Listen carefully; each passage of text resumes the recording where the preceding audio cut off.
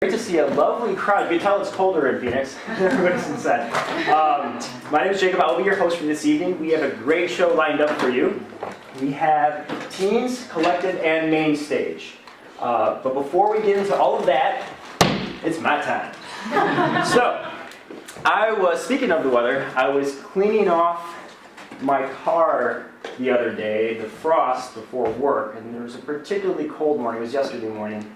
There's a particularly large amount of frost, and I got to thinking, Phoenix is known so much about its heat, the hot months and days and temperatures throughout the year, but you don't seem to know, or it never occurred to me about the coldest that it has ever been in the valley.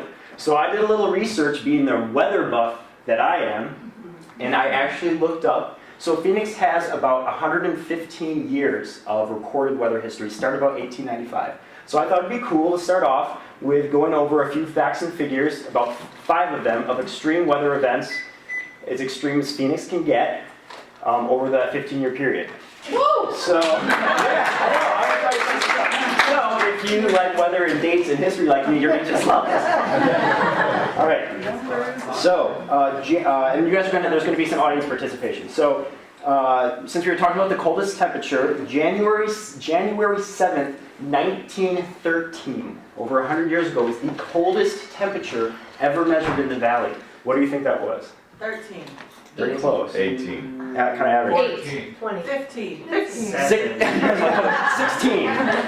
degrees is the coldest. So it's actually never been a single-digit measure, at least in 115 years. So I thought it was kind of interesting. Back where I'm from, in the northern Midwest, 16 is called winter. Let's see, number 2.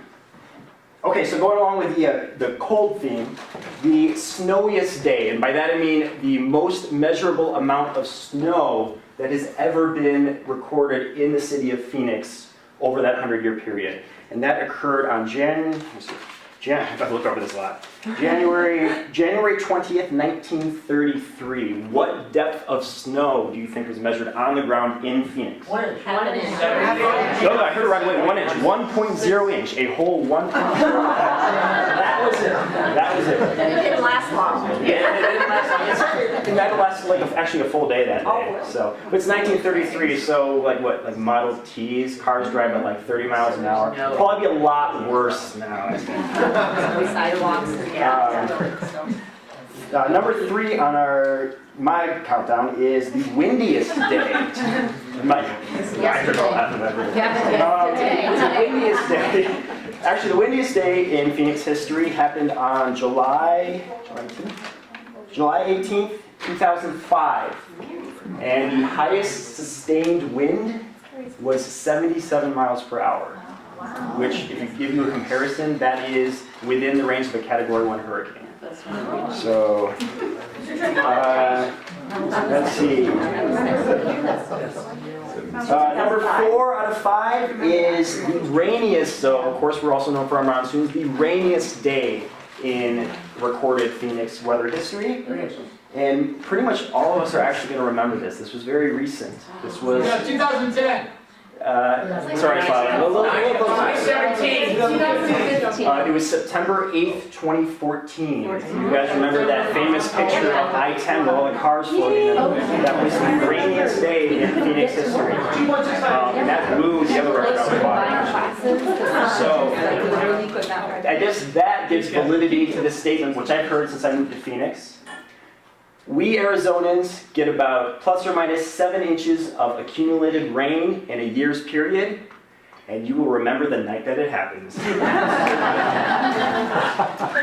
And let's see, last one. Number 5. Of course, we have to end with, it's Phoenix, we have to end with the hottest day.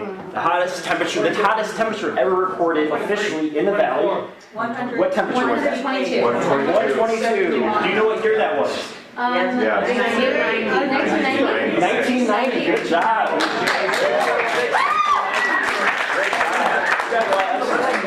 I'm going to make weather buffs out of all of you. That's great. All right, well, enough of me. Let's go ahead and get Chance, Lauren, and Houston on stage.